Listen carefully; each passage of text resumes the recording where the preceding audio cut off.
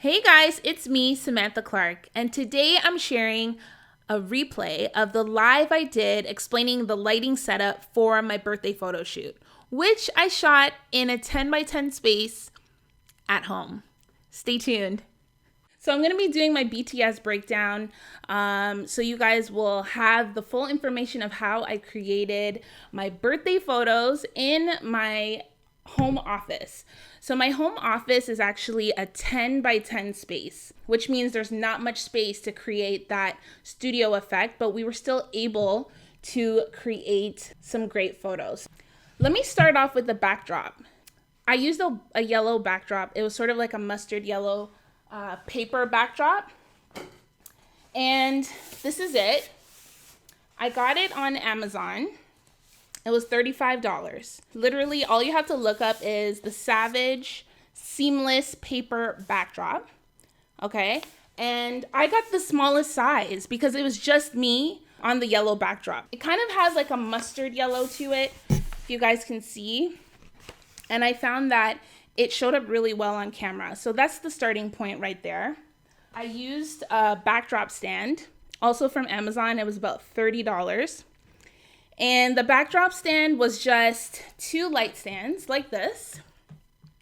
I set them up side by side, and then I put the paper backdrop on this, which is like an extender that hooks onto the light stand. So you guys can see it's really simple. This was about $30, and I just put it on top like that with the paper backdrop on it, basically. So it was secure, and it was pretty much easy to do. So if you guys are familiar with Godox, so Godox they have a pocket flash called the 8200, and it's very compact, which I like. It's a pocket flash. It does not attach to the top of the camera. This is one of those that need to have the remote trigger transmitter, and this is the one that came with it. Actually, did it come with it? No. I believe I bought the remote separately, also on Amazon. So these two work together, and this triggers this in the flash. I put this on top of my camera, okay? I didn't use a studio strobe. This is just a compact 8200 by Godox, and it's very small, very lightweight. I travel with it for weddings. It fits in my camera bag. And all I do is I put this on the light stand. So I'm going to show you how I do that, because this flash is actually pretty powerful. So MagMod has these magnetic attachments for the flash. Now this one, I attached it to the top of the flash, and I'll show you guys how I do it. It gets on there pretty tight. And once that's attached, all I do is I use the Magbox. The Magbox is actually, in my opinion, really great for people who shoot on the go, who are always out and about trying to capture things as they go.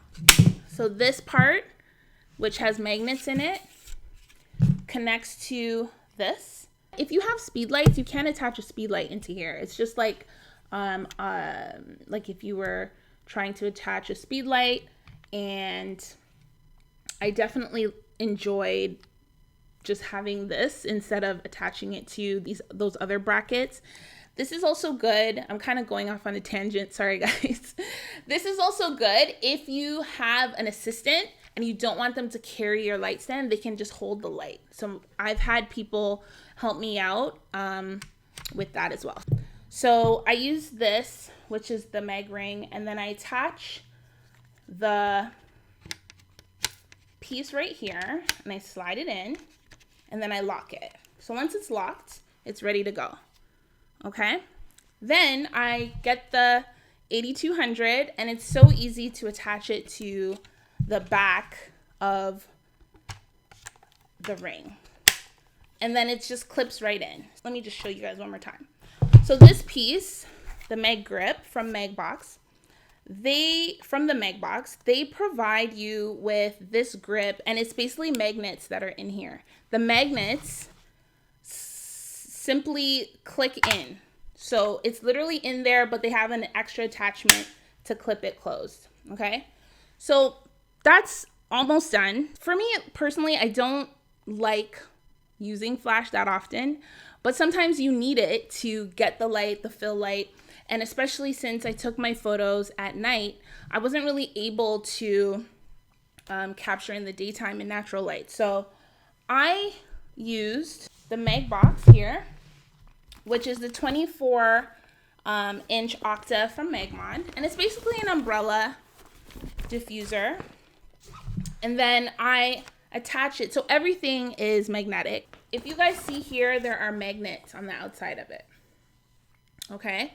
So this, the mag ring, it connects. Boom. It's on. And it's also not going anywhere. So this is so durable for when I'm out and about. So once it clips on the front, you're almost there. You're halfway there. What you can do now is you can open it, and then you can push the inside in to open it up. And once it's clipped in there, you're pretty much good to go to attach it to your light stand. And it's fairly simple. I just put it on top here. And this is literally what I did, guys. And I took the pictures right here in my home office. And once it's in there, it's pretty much good to go. And what I like about the 8200 is that it has a wireless trigger. And I'm going to show you guys what I'm talking about for those of you who are not too familiar with off-camera flash. So a wireless trigger is basically what communicates with the flash to make it go off, right? So this flash doesn't attach to your camera, and instead you have to use the Godox trigger, which is actually very compact as well. It fits into your camera bag, and I simply put it on top of my camera and screw it on tight, and then it's pretty much ready to go. So once I turn it on, I'll show you guys how I maneuver it to make sure that it's working. So let me just turn it on real quick. And then you literally can connect the two items together so that it flashes. So I don't want to confuse you guys too much, but all I'm doing right now is just testing to make sure that it works. And there's like a few different options on there, but what I did for my pictures was I set it to 1/8, so it wasn't too bright. And then I used this diffusing panel. But okay, so here's the trick. This is the Magsphere, and I wanted to diffuse the light a little bit extra. I didn't want that light to be really harsh on me. So I went ahead and I put the Magsphere on top for additional diffusion of the light. This does not come with the Magbox. I believe this is, I want to say $49 on Magbox's website, and I love it. I love this. I use this by itself whenever I have my speed light on my camera. Usually without this, you can just go ahead and put the diffusion on the softbox, but I diffused it further because I was shooting in a small space and I didn't have a lot of space to pull the flash out to make it less harsh. So I put this on top, and this is also magnetic. Okay, so you see the light there, and then I just put this and you can hear it clip in, right? So now it's just a little bit more diffused. It's going to spread the light a little bit more within the softbox. Okay. Then I got the diffusion panel with these yellow magnets. And if you look on the outside, there's yellow magnets here. And then I just connected them. You can do this like 2 minutes. This is so easy. And I know for me, I used to sort of not love working with softboxes on location because I felt like they slowed me down and my clients were just like, what is she doing? So now this has become my go-to. So I'll literally be talking to my clients and then just pop this on real quick and then keep shooting. So there you go. So now with the double diffusion, with the Magsphere inside and the softbox, you're pretty much good to go. And you can shoot very easily like that. That's about it. So I had this and I had my yellow backdrop, and I literally just pointed the camera with a tripod and the assistance of my team. And we created those photos right here in my home office, which I said before is a 10 by 10 space, which is very small. It's not a typical studio space, but it definitely got the job done. And if you guys know how, I like to work, I generally don't like to spend too much time fooling with equipment. I like to get right into the photo taking. So that's what I did, and everything turned out pretty much great. I'm really happy with how everything turned out. Now, in terms of my camera, I'll give you guys just some quick info. I used a 24-70 lens, which is also good for a smaller space. The 24-70 basically allows you to zoom in and zoom out. It's a telephoto lens. And it's one of the most, I would say, convenient lenses when you're in a pinch for space and you need to get a wider shot. So the 24-70 is my personal favorite for that. And I use that, pretty much all the time, especially when doing self-portraits, because I don't want to have to worry about whether the photo is in focus or not.